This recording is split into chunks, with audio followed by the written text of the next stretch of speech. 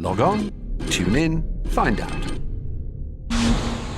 Another good idea from Cambridge.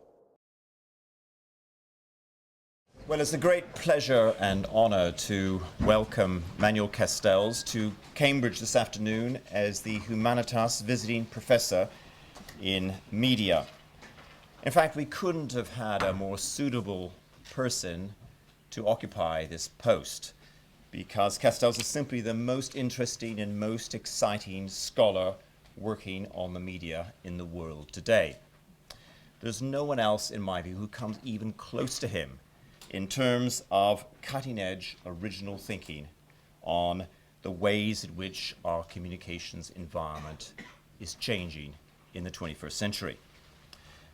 Castells is the University Professor and Wallace Annenberg Chair of Communication, Technology and Society at the University of Southern California in Los Angeles, and among many other things, he's also a founding member of the European Research Council.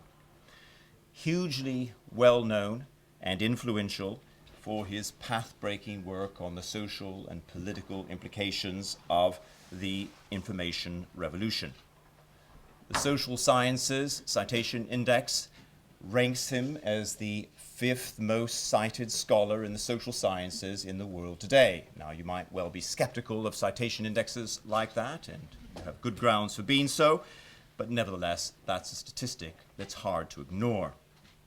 As many of you will know, the work that he's particularly well known for is his famous trilogy on the information age.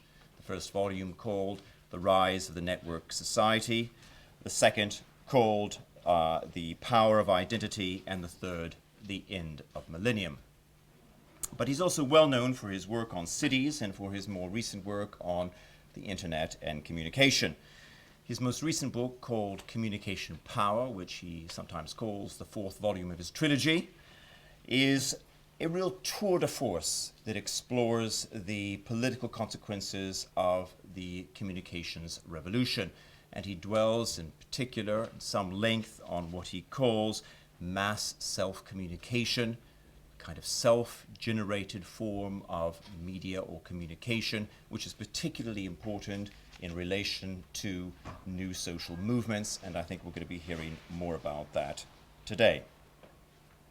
Now, I've had the privilege of participating in a small workshop with Manuel over a number of years, and one of the things I've learned about him in the course of this workshop, apart from the fact that he has a particular fondness for Portuguese fado music, is that he is a very energetic and restless thinker, always moving forward in his work, always starting new research projects, trying to explore the way in which our world is changing today. And we are all going to be the unwitting beneficiaries of this restless intellectual trait of Manuel, in that he is going to be talking to us over the next few lectures about his current research, his ongoing current research, which has to do with the role of new media in social movements and protest movements of various kinds, from the Arab uprisings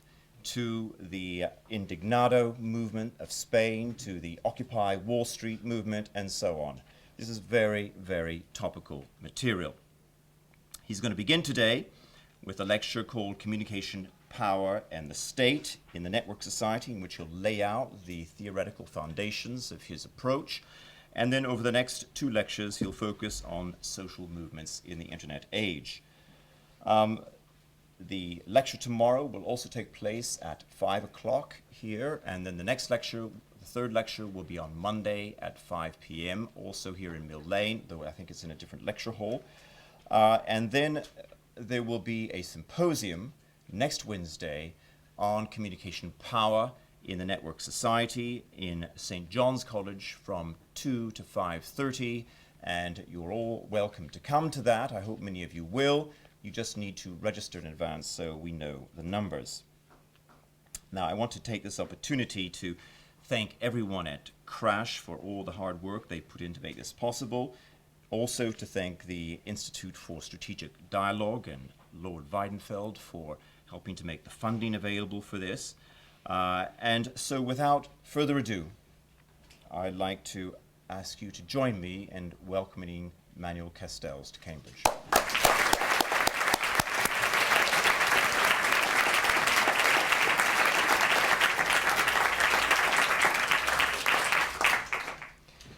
Good evening. It is my privilege to have the possibility of sharing some of my current research with you for the few days.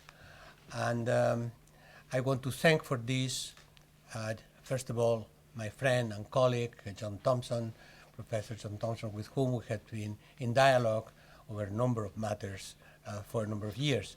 And we just concluded together the project he was mentioning, which will be published next spring, on the culture of the economic crisis, because we had been following the economic crisis from the very beginning of this crisis, and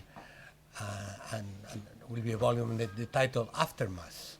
But if you think this is about the end of the crisis, no, it's the world in a constant crisis. So anyway, this is what we have been doing with John, but that topic and these ideas I presented in this very room last year, last fall. So today I'm going to present something else, something different, which is my own research. For this, I want to thank you for your presence here. I want to thank the university, and I want to thank CRASSH, and particularly Helga Brandt, who has managed my visit here. And I'm very grateful, and my way of being grateful is to try to do my best in conveying to you in an organized way the kind of thinking and research I have been working on for the last 10 years, which is really has been growingly focused on the issues of communication and power, starting with power rather than with communication, but then rapidly deriving to communication as the heart of the construction of power in our type of society. Today, as John mentioned, I will try to lay out the theoretical framework on which this research is based, and then this theoretical framework is both about the formation of power and the formation of counterpower being mainly operated by social movements, in fact, the second and third lecture will be on ongoing research on the first materials I had been collecting on a number of social movements from around the world, and will be changing by the minute. I just, this afternoon, I modified my timeline of the Occupy Wall Street for obvious reasons, and I'm not going to make it definitive until Sunday, because we are expecting a very big demonstration tomorrow in New York, from where new things can happen. As a matter of fact, totally unrelated to this invitation by university, next Friday the 25th, I will be speaking at Occupy London on similar issues. So trying to relate the two worlds, because that's what I am. I ask your patience for today's lecture because I usually, for me, theory is not a goal in itself. I'm different in that sense from many other social scientists, and it's not that I'm critical of anything, just for me, theory is a tool. It's a tool. It's not a beautiful, elegant framework as they try to tell me in my education in Paris. For me, theory is a tool to think the world, and the world in constant transformation. And therefore, I feel somewhat uncomfortable about presenting theory without an immediate empirical reference that can test the theory and throw through the window some of the elements and bring others. So what I'm asking you is to please don't take this as a formal theory, but as a theoretical tool through which to look at some of the problems that we are going to be analyzing. And for you, in your own research, if you can find useful some of these elements, and if not, means that the theory is no good. It's not if it is elegant or not, if it is relevant or not, if it is useful or not. I have a very instrumentalist view of what theory is. And what happens is that the theory I'm going to present has basically two parts. One is on the relationship to the construction of power in society, and the other, the construction of counterpower in society, mainly through social movements and insurgent politics. The part on the counterpower in society, this is what are going to be the two other lectures. I take the liberty for the empirical reference and support and case studies on the construction of power in the communication realm in our society to refer you to my book published a year and a half ago, Communication Power, where all these materials are brought together to support the beginning of a theory of communication and power in our society. Starting from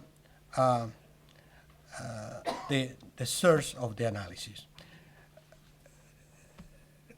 My interest throughout my intellectual life has been ultimately on power relationships.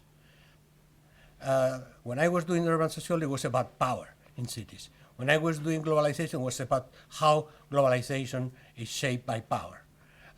When I have been working on technology, it's about how technology is shaped and shapes at the same time power, and so on and so on. Why this obsession with power? Very simple. Because power relationships are the foundational relationships of society. Because those who are in power build the institutions and shape the values and norms and of societies according to their interests, values, and interests. It's not such a thing as a general society or a general interest society. As all societies are built on institutions which are built on power relationships.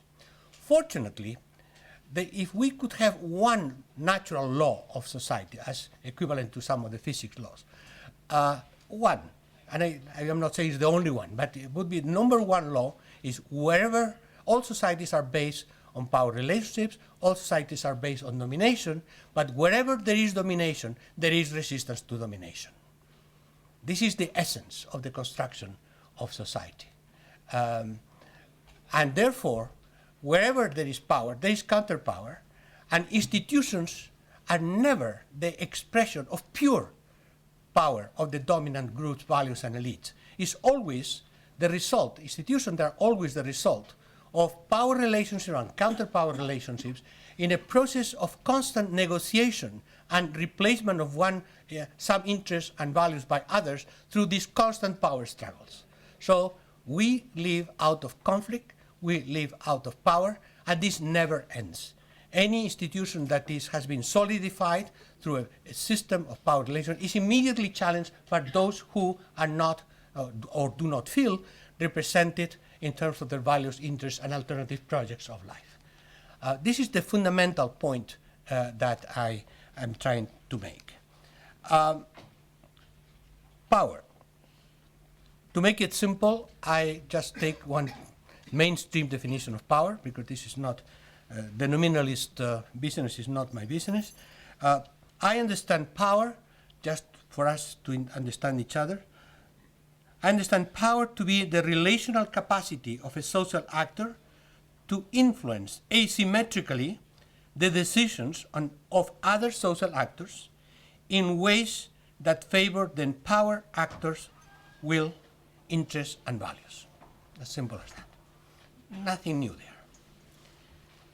Now, power is exercised in many ways, but fundamentally there are two main ways, both in history and in the literature on power in social sciences. It's exercised by means of coercion, the so-called the monopoly of violence school of thought, by the control of the state. By the way, the monopoly of violence, legitimate or not, that's where I differ from Max Weber. Legitimate or not, a fundamental way to enforce power is coercion. You do that or you're going to have a problem. But it's also another tradition and another set of empirical observations throughout history is power is exercised by the construction of meaning, by shaping the discourses through which social actors guide their actions.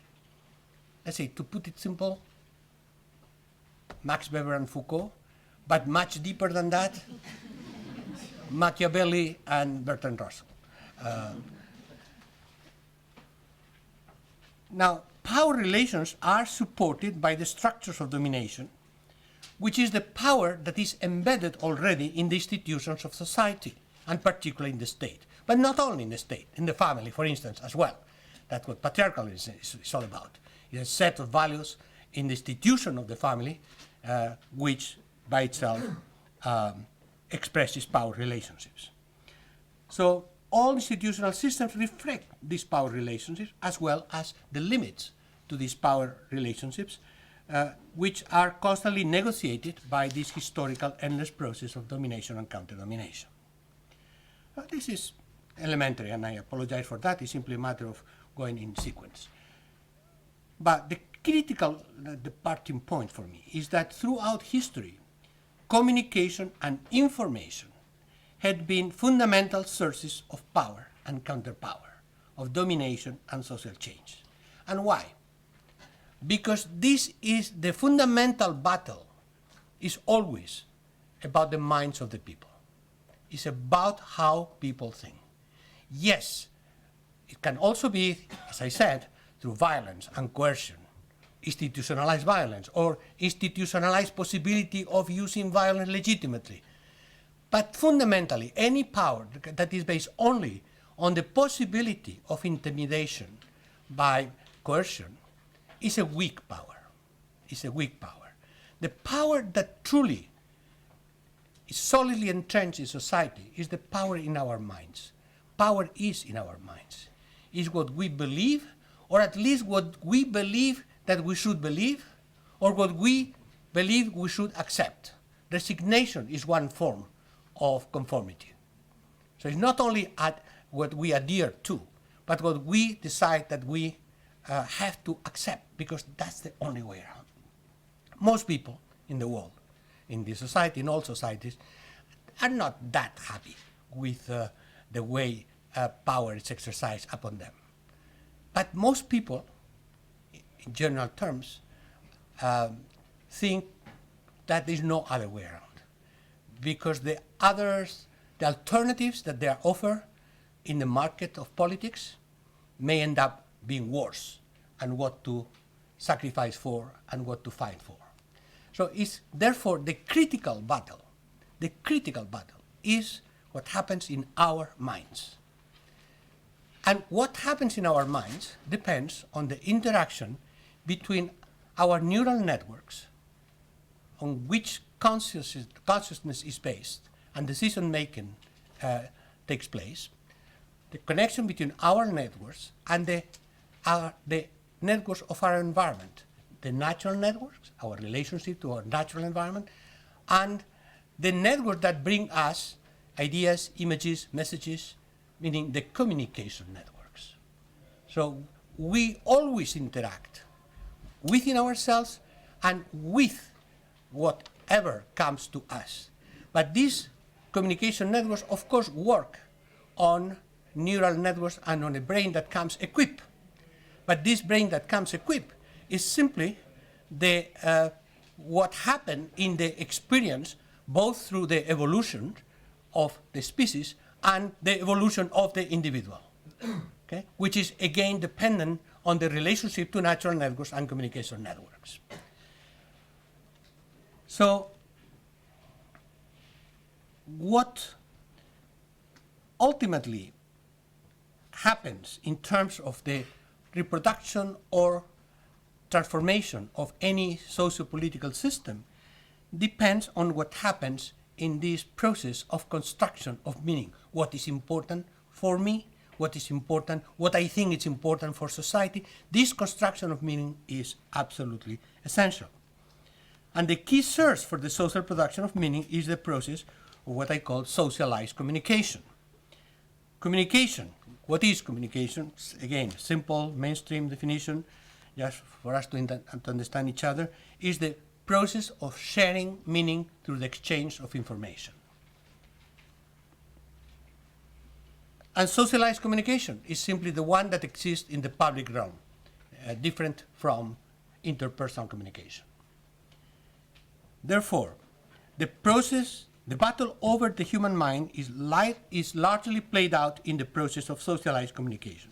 And this is particularly so in the network society, the social structure of the information age, which is based upon the workings of communication networks in all domains of social life. Now, if the changes take place, deep changes take place in the process of socialized communication, we could assume and therefore hypothesize and therefore investigate that the transformation of the communication process will affect the transformation of the processes through which power is established and counterpower is exercised. And in the last, let's say, 25 years has been a dramatic transformation of the communication realm, technological transformation, the digital revolution, organizational transformation, the global local networking, and concentration of ownership and control, at the same time with customization and distributed content to specific audiences, and then institutional, deregulation and liberalization. But the fundamental change, bringing together all this, is from a world of the last 50 years dominated by mass communication to a world of what I call mass self-communication, which, to make it clear, internet and wireless. Which kind of meaning mass self-communication, meaning the process of socialized communication in which messages are, instead of being in the world of mass communication, is dominated by messages from one to many, with little interactivity. In the process of mass self-communication, is messages from many to many within a constantly interactive hypertext with a strong interactivity, with systemic interactivity, and with the ability of senders to be receivers and receivers to be senders, and therefore a great deal of autonomy of the communication subject over the institutions and organization of communication. I go fast on this because tomorrow, the beginning of the lecture, will be exactly about how this transformation of communication has taken place, because it's directly related to the building of autonomous communication, which is directly related to the kind of social movement in the internet age. So, on the other hand, communication as a realm of construction of power making relates to all the domains of human life, to politics, media politics, that John Thompson has studied in detail, to business, to finance, in every domain of social life where power exists. Communication and the transformation of communication in terms of the mass media as well has been fundamental. Just to give one example, today is widely accepted that politics in our age is fundamentally media politics. It's not the politics that happens in the institutional process. All this depends on what happens in the media. But to this I add, and what happens in the autonomous media, including the internet, which have emerged in the last years. But fundamentally, for a long time now, we know that media politics determines politics, and media politics is not whatever kind of politics, a specific kind of politics which relates to symbolic processes of defining content and creating the process of including and excluding people in the communication realm. For instance, it's not so much that the media by definition manipulate. Some manipulate. Let's say Fox News manipulate. Or you had a guy around here named Murdoch, no? Looks like he's hiding, but Murdoch manipulates. And that's many other things. But this is not the most important thing. The most important element in controlling mass communication is not what is said, it is what is not said. It is the exclusion of certain types of information, of ideas, of debates from the realm of socialized communication. And what does not exist in the media does not exist in society, period. Now, the media have changed. Now there is internet, and there are all kind of things happening in the internet that therefore exist in society as well. You have 100 million videos on YouTube every day. And a global audience, you can do that. But in terms of the construction of power in the institutions that we have today, these institutions reflect power relationships that have largely been built over the last 2-3 decades on the mass media world. That's media politics. Therefore, if power relationships are constructed largely in the human mind, and if the construction of meaning in the human mind is primarily dependent on flows of information and images processed in the communication networks, it could be concluded that power resides in the communication networks and in its corporate owners. Yeah, no, because it's empirically wrong. So anytime that you find an attractive, elegant, simple hypothesis, look at what happens in the world. And we have enough evidence to say this is not the case. Murdoch is not the King of England. He would like, but he's not. So therefore, why is empirically wrong? Because while communication networks are certainly the messengers, they are not the message. And the medium is not the message. Sorry, McLuhan, I like you very much, but no. The message is the message. The message is the message. And whoever produces the message is the one who really determines the content of the message, but it has to go then through the communication network, through the media realm. So what we can say, as a tentative hypothesis, is that the media, in the broadest sense, are the space where power is constructed, but not the source of power. So it's very important to know where power is constructed, but it doesn't exhaust the question about the origins of power, the interests of power. The power is constructed in a different way. Which way? Here is the problem. That's where you have to suffer with me for a while, because then we have to go through the tour,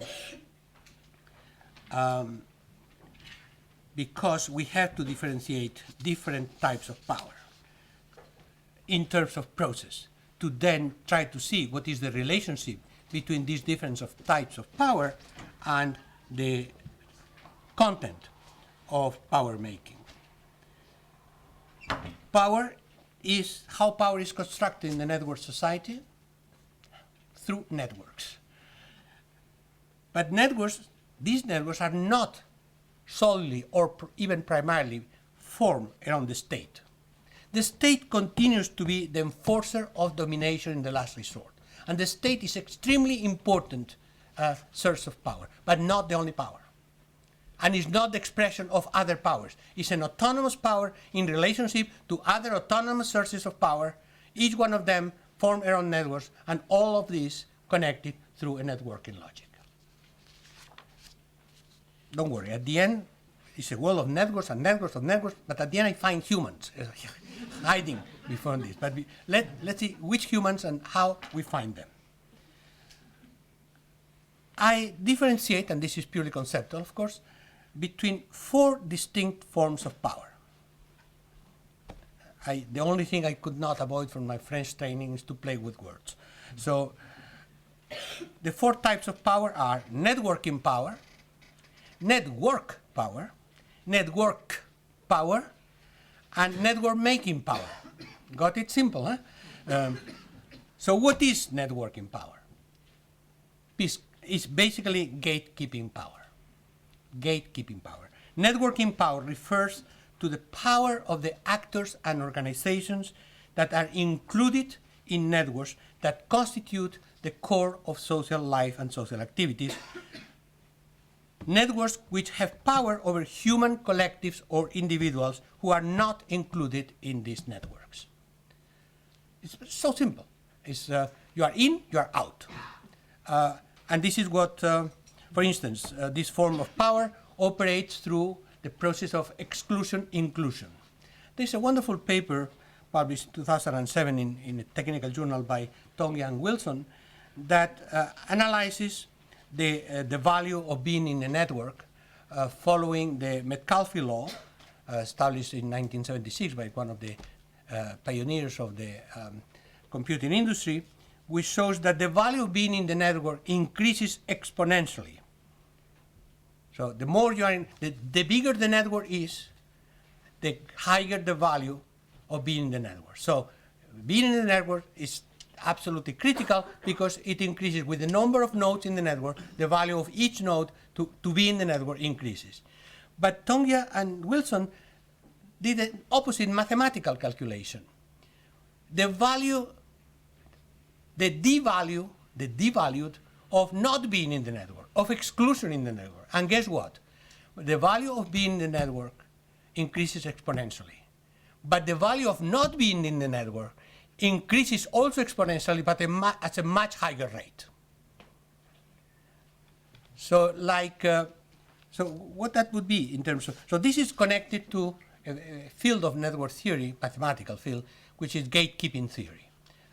What is the processes and the cost under which certain being or not being in networks is critical, and therefore power is exercised by gatekeeping, saying, haha, you don't come here. You are not in Jesus College. No way. Go there. Go to Oxford. So the value of gatekeeping is a fundamental one. Example, for instance, a very important gatekeeping system in power relationship is electoral laws. Electoral laws. All political systems are based on nicely crafted electoral laws, which are designed to keep out some undesirable options, parties, people, under the condition that you should not be too aware of that, because it's subtle. It's gerrymandering the districts, it's introducing this law, this percentage, introducing the law of don't rather than a proportional law. Depends on what? Depends on the specific power relationship that exists in a society at the time the electoral law is established. And depends on what happened throughout history in terms of the battles about the electoral law. We'll see that, but this current, the Spanish movement is not the crazy one that people try to present. And among other things, they are presenting proposals to reform the electoral law, to make possible certain things that under the current law is not possible. Ask the liberals in Britain about that. Or news. Which are news is determined in the media world by the editors. So what is news depends on what the news organization decides is news or not. It does not depend, ask any professional journalist that tries to say, but look, it's very important, look what happened here. No, this is who is going to be interested in that. No, that's your ideology. No, find me real good news. Well, again, gatekeeping. This is gatekeeping. And there are many forms of doing gatekeeping in every system. So, first form of network power is networking power.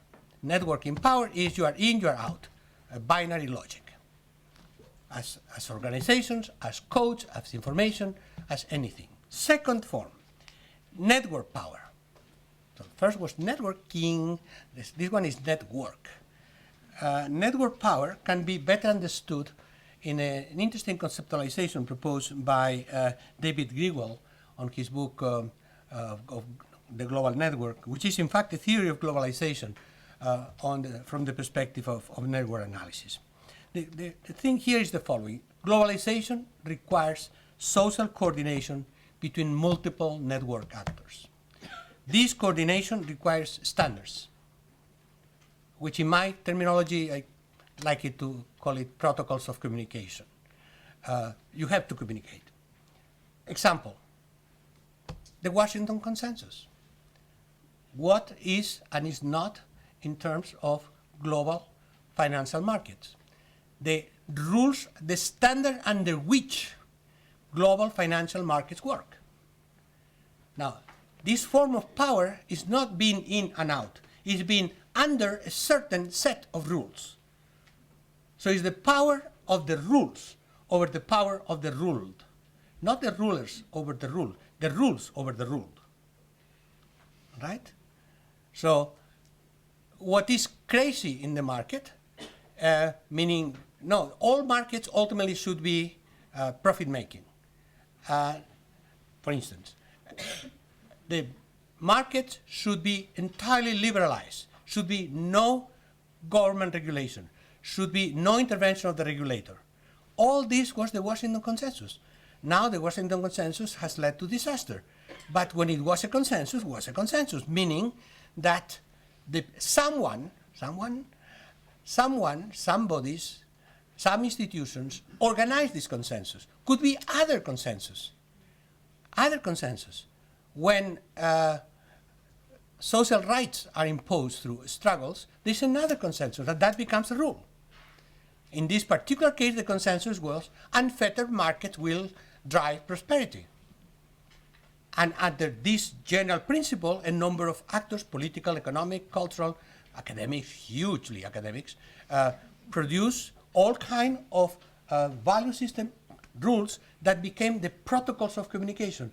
What does it mean, protocol of communication? Well, that in order to communicate, you have to go through that protocol, like in the internet. So in order to invest in the global financial market, you have to follow a certain number of rules. In order to be legitimate, to be in the World Trade Organization, you have to abide by the rules of the World Trade Organization, unless you are powerful enough not to abide, and still be there. This is the whole notion of too big to fail, right? So there are rules. These rules are bended depending on specific clauses. But the fundamental form of power is the standards, the rules to be accepted once in the network. In this case, power is not exercised by inclusion or exclusion, but by the imposition of the rules of inclusion. If you are in this club, you follow these rules. If you are going to be trading in the stock exchange, you have to follow these particular rules. So the network power is the power of the standards or protocols of communication of the network over its components. Although this network power ultimately favors the interests of a specific set of social actors who are at the source of the network formation and of the establishment of the standards. But who has power in the dominant networks? Now, we have dominant networks that have been established with rules of the game, and we have the networking power being in and out of these networks. But within the networks, once you have dominant networks, let's say the global financial market, or let's say a particular network of states engaged in the European Union or in NATO. Now, who has power within the networks? This is what I call network power. Why network power? Because power relationships depending on the intra-network relationships. Okay? So who has power there? Ultimately, this looks like is the essential question.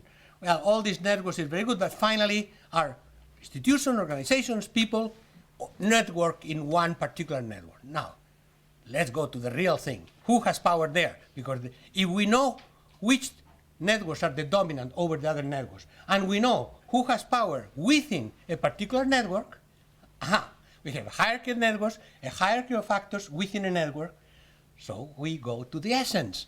We go to the source of power, to go to the bad guys or the good guys, depending on the perspectives. Well, more complicated again, that's why still we have some job in the social sciences. Don't simplify too much, because then job market becomes even tighter. Now, the answer could be very simple if we answer by analyzing the workings of each specific dominant network. There we are solid. We go into one particular network, and you do some work and some empirical work, you can find global financial markets. You can find the usual suspects very quickly. And we can have ultimately a global financial market with specific actors, and then the controllers of this power, let's say the rating financial agencies, which have been constructed to enforce the power, whoever are the powers that be in the global financial networks. By the way, remember, this is not a pure functionality. What the rating agencies do is to follow the rules of this global financial market. We come in a second to what is this global financial market, and say, well, whatever the global financial market says, you should follow. How? I downgrade you, or I grade you. Mathematical equations? Well, follow the proceedings in the US Congress. No, opinions. Opinions. They always say, whenever they are asked to make a statement, they only express opinions. Why? Because if they would not express just opinions, they would be liable for billions of dollars for professional misconduct. Because they have systematically been wrong, upgrading and downgrading depending on a specific interest, and not being accountable for it. The only, and that was not a rating agency, it was a accounting company. Arthur Andersen was caught by accounting in their own interest and had to disband. But fundamentally, financial agencies simply express the power relationships in the global financial market. And the global financial market we can follow and we can find, trace back to a number of actors and institutions with a specific networks of interest. It's not only 1 or 2 or 10, it's a network of intertwined interests. For instance, very few people, other than the specialized in finance, in the people at large in the world, knew how crucial was one institution, AIG, that was the insurer of the largest banks in the world. And that collapsed.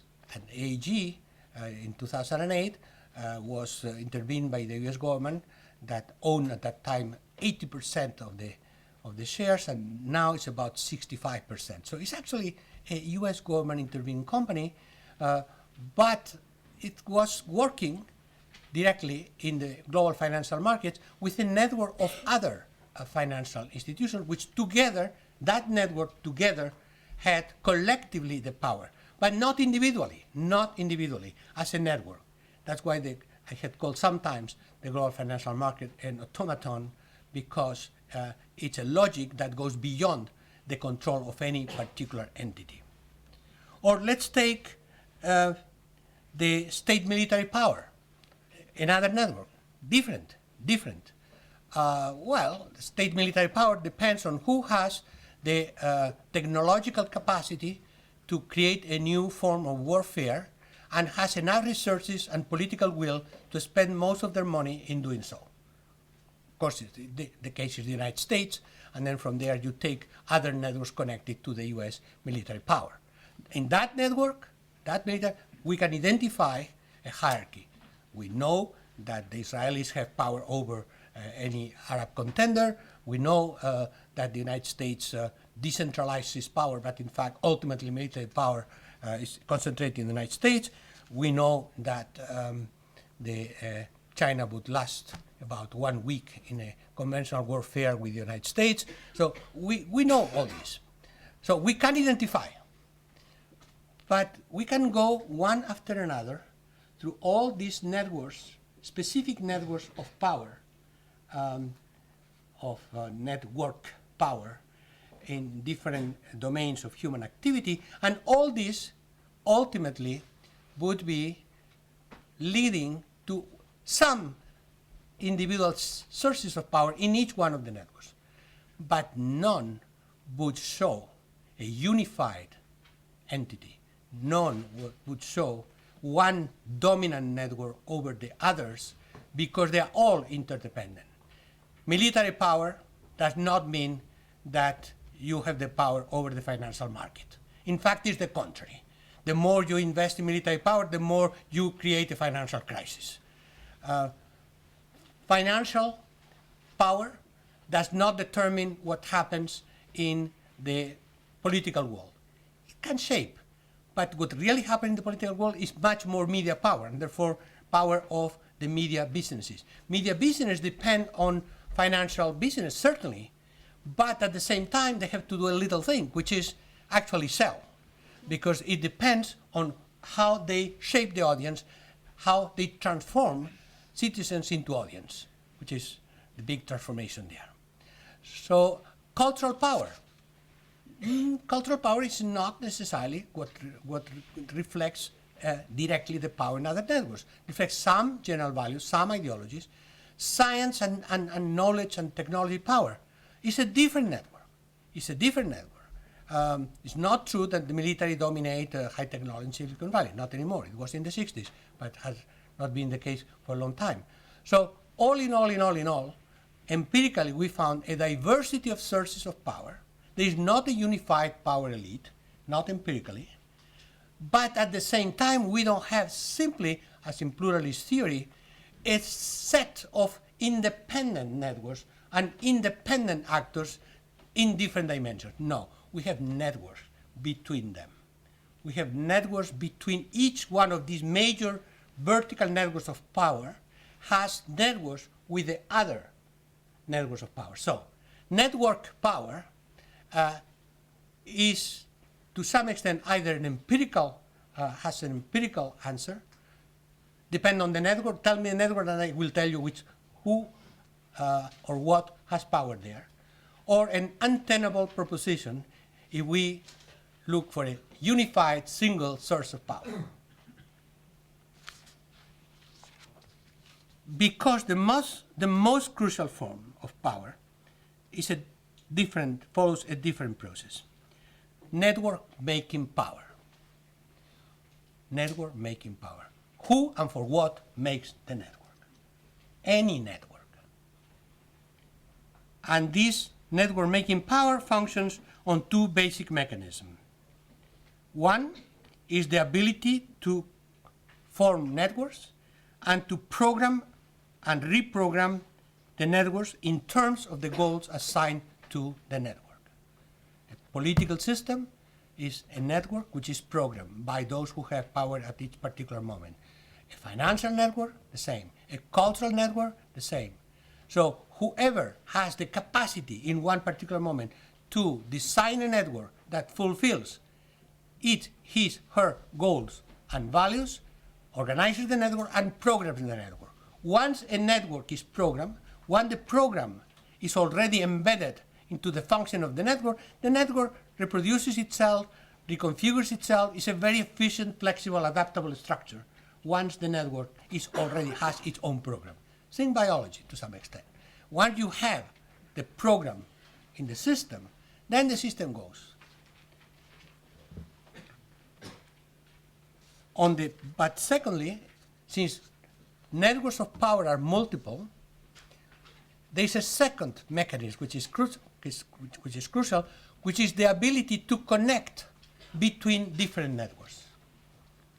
The ability to adapt the different values and goals. The ability to create synergies between different networks, like between the financial network and the media network, and the media network and the political network, and the cultural network and the financial network, are the science and technology network and the financial network, how universities work in relationship to the financial network. Now, universities are not simply the expression of financial networks, or financial power. They are not. But at the same time, these days could not survive without the financial corporations that are behind universities. But at the same time, universities have to project certain images, a certain culture that goes to the cultural networks. So you see, it's a different set of networks, but then the critical mechanism is how you switch these networks with each other.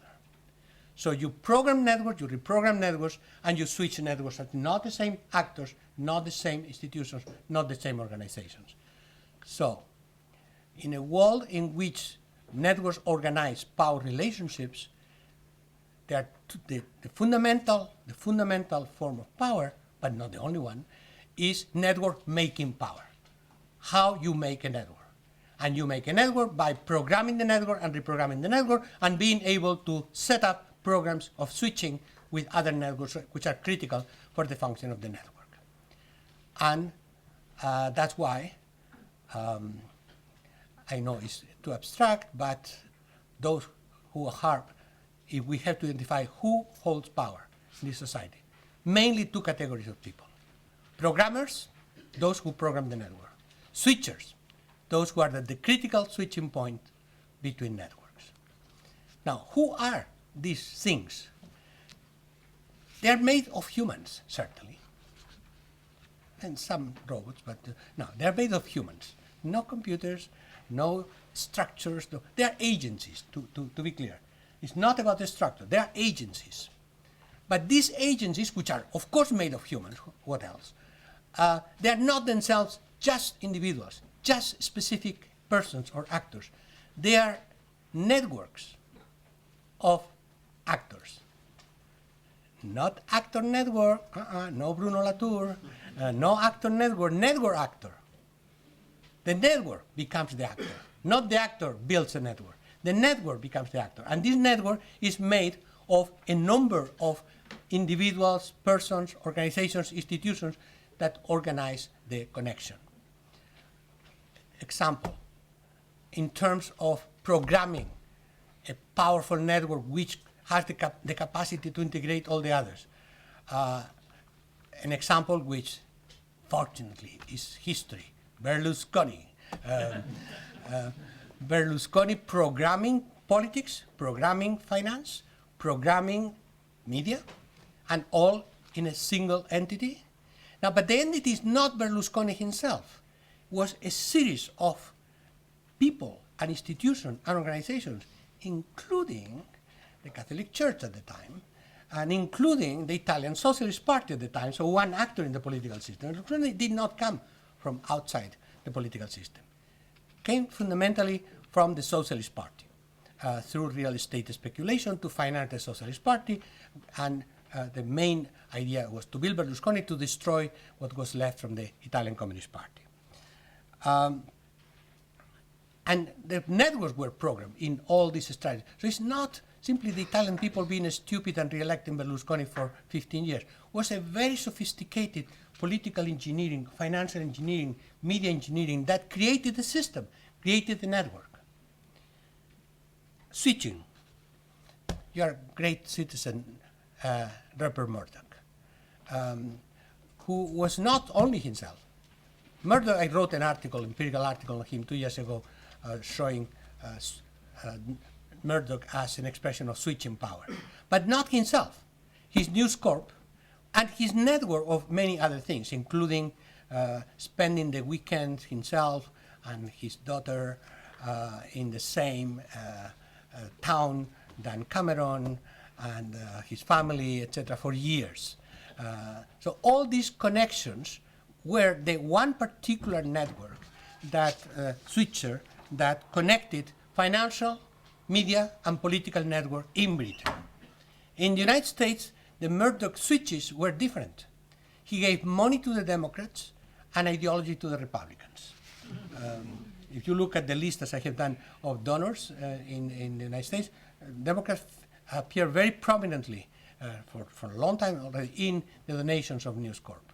But of course, Fox News is entirely a propaganda machine against the Democrats. So, therefore, no ideology there. It's strictly, personally, it's different, but in terms of the switching role depends on the ability to generate the possibilities of connecting different networks. Now, so each one of the networks has its specific sorts of programming and switching. And they're different. But they all work, they all have one common trend. This common trend is that they all are based on ideational materials. Ideas, visions, projects, and ultimately frames. All this is ultimately mental. What these programs are, they're not computer programs. They are computerized often, but they generate frames. They generate visions of the world. They generate ideas. They generate basic evidence such as market equal prosperity, state equal bureaucracy. So these are frames. Lakoff is right in that sense. The only thing is that frames don't appear like this. They come from somewhere, and the political and economic production of frames, that is, of what we think and how we think, is a fundamental part of understanding the logic of frames. So where these frames come from the communication realm, and therefore from the multimedia communication networks. Ultimately, this is how all this is generated and processed in our minds. It's not that, yes, we are born with some frames, but the actual operational frames that come to us depend on how we live. And this how we live is we live in a communication environment. So ultimately, all the materials, all these ideational materials, all these visions, all these frames are ultimately produced, processed, and distributed through the multimedia networks of communication. Therefore, the control or the influence on the networks of communication and the ability to create an effective process of communication and persuasion along the lines that favor the projects of the programmers, these are the key assets in the ability to program each network. In other words, the process of communication in society and the organizations and networks that enact this process of communication are the key fields where programming projects are formed, where constituencies are built for these projects. They are ultimately the fields of power in the network society. And the second mechanism, as we know, is the switchers. But again, for the switchers to work, they have to have compatible cultural materials. You have to have a connection between the cultural production of what is success in society and the consumption society, for instance, that relates to the ability of the financial world to make sure that you borrow, because if you don't borrow, they cannot be in the business of selling money, which is what they do, basically. They create debt to sell it to others. Okay? So if they do so, you have to be convinced at one point that life is to consume. Instead of consuming life, you consume yourself. In order to be able to consume yourself, then you have to borrow. So you are not convinced that you need all this stuff, all these goodies that you need to borrow to pay for, you will not borrow. So the first operation, and this has been studied by psychologists and sociologists for a long time in the consumption society, if you are not convinced mentally, you will not borrow, therefore the financial system stops. So ultimately, the programmers and switchers are the actors and the networks of actors that, because of their position, hold network-making power, which is the paramount form of power. And the key for network-making power is the capacity to program the communication networks or to control the switches between the state, capital, and communication networks. All right, but where is power in all this? We lost power in the whole analysis. Well, power is fundamentally made through, not by, but through communication networks. And these networks operate in forms that we know in terms of making this power. But whose power these networks process? If the meta-programmers are the owners of the multimedia business, are they the power leaders of society? Some people would argue that we are in a society characterized by the shift from, in terms of power, from the ownership of the means of production to the ownership of the means of communication. There's some formulation that that's elegant as a hypothesis. Again, it's not true. The owners of global multimedia corporate networks are among the power holders.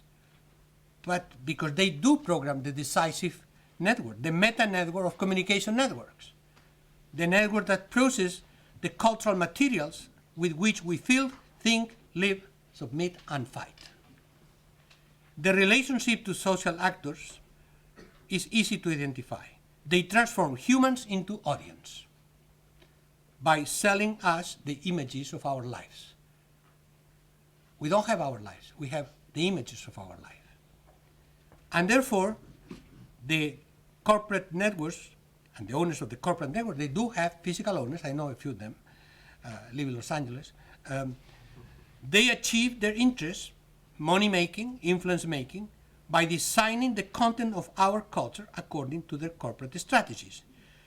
But first, this does not necessarily mean that they impose their values upon us, because something called the active audience, and now increasingly the creative audience, in which there's an interaction.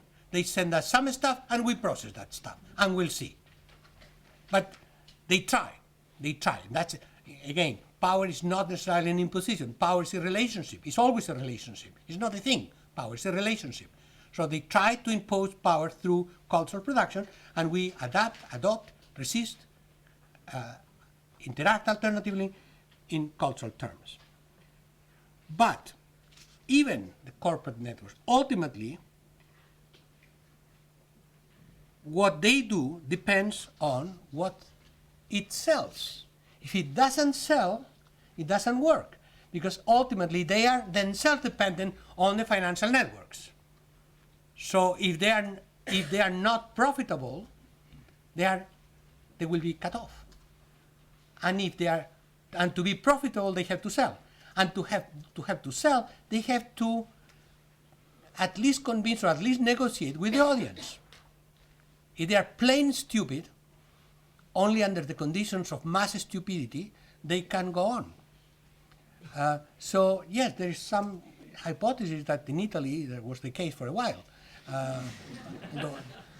More than stupidity was pure sexism. It was all about women undress. So basically, that was the thing. But this has a limit. The limit in Italy concretely was women. Women at one point said, come on, we had to finish this guy because we are being reduced to a subhuman level in which we were time ago. No way. And the movement of women started to change the tidal wave in Italy. So, but ultimately, the effectiveness of media depends on their adaptation to the cultural patterns and the change of minds and the evolution. Be it now major television series in which gayness is prominently presented and it's a nice thing and it's a tender thing, and the stupid people are those who don't understand it, and so on and so on. Women roles, children, Nickelodeon, the kids' nation, it's diverse. Children are of all colors. They are autonomous. They think autonomously vis-a-vis their parents. This is a cultural revolution. They do it because they suddenly decided that the children should be this way? No, because if they don't do that, the young mothers, unless young mothers or mothers who want to look like young mothers, shut it off. They are not going to take their children into a world of traditional family, because then their children will undermine them in their struggle within the family. So all this sensitivity, after all, comes from the fundamental rule of the media, which is you have to sell, you have to convince, you have to influence, you have to find a connection with this interaction. Why? Because they are dependent ultimately from the financial network. And then, of course, because the people who actually do the media, the journalists, the designers, are real people who are in society and they're exposed to cultural change. And as soon as they see the opportunity to say, look, we have to really make sure that the mother can be a mother and good mother and work and have her own life, etc., has to be in this series, because otherwise we are not going to be able to connect to the people. Okay, do it. So it's an interaction between the human agency and the structural interest that we are saying. But at the same time, the range of power relations is much broader. So financial networks, yes, are interacting closely with the with the media networks, but then they themselves, to some extent, depend on political power relationships. Regulation. Regulation is fundamental for the multimedia networks. It's fundamental for the financial network. Why global financial markets emerged was not simply because at one point capitalism developed by itself. No. Thatcher and Reagan did it to start with. And then many others followed. And then a flurry of academics demonstrated that that's where the way the world should work. No government interference, free markets, great prosperity. By the way, little footnote. Result, the major capitalist success is led by a communist state, China. Global financial markets unfettered and unregulated, total collapse in 2008, and the one that is emerging and coming, unfortunately, but coming now. All right, so the regulators deregulated. It's not like suddenly the sky opened up and markets started. No, markets always had been there. The problem is how much the markets, how much regulation, which kind of regulation, under which conditions, and that interaction depended on political processes. So political networks created the condition for a transformation of the power of the financial network that created the condition for the transformation of power of the media networks, which created the condition for media politics, scandal politics, what Professor Thompson has been writing about and what I have, after him, developed in the last years. That is the ability to provide a platform for political process to emerge is what we call today media politics, which is not just politics. It's a different kind of politics, and which is not just media. It's a particular language, a political language translated into the media code. That interface between media and politics is what we call media politics. And media politics is what determines the access to state institutions and therefore to political power in societies around the world. By the way, including authoritarian countries with no freedom of the press, such as China. Any time that the Beijing clique wants to get on the Shanghai clique, they find a way to find one of the corruption cases in the mayor of Shanghai, and then this is publicized, there's a media campaign, and then the power relationships change. They cannot just do it like that. They have to do it through changing the mind of the people, including in authoritarian states. So the programs embedded in political institutions themselves exercise network power over citizens and political actors. The judiciary exercises networking power, meaning gatekeeping power, to political competition. And the political system as a whole is based on network power within the system distributed at different levels of the relationship. And ultimately, political network making power is the power to define policies in the political realm that depends on winning the competition to access to political office and obtaining support or at least resignation from citizens, and media politics is the fundamental mechanism in this particular process. So, summing up, I'm making my argument in fact threefold. First, power is multidimensional and is constructed around networks programmed in each domain of human activity according to the interests and values of empowered actors. But all networks of power, exercise their power by influencing the human mind, predominantly, although not solely, through multimedia networks of mass communication. Thus, communication networks are the fundamental fields of power making in society. And the transformation of communication from mass communication to mass self-communication increases the autonomy of social actors and therefore the processing of power relationships in society at large. Second, networks of power in various domains of human activity are networked among themselves. They do not merge. Instead, they engage in strategies of partnership and competition, practicing cooperation and competition simultaneously, forming ad hoc networks on specific projects, and changing partners depending on their interests in each context and each moment in time. switching is critical in this process. Third, the network of power constructed around the state and the political system does play a fundamental role in the overall networking of power.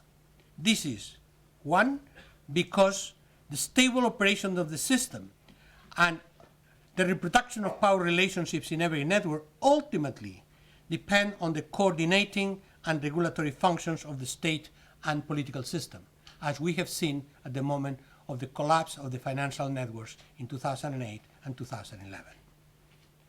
Second, because it is via the state that different forms of exercising power in distinct social spheres relate to the capacity, institutional capacity to monopolize violence as the capacity to enforce power in the last resort.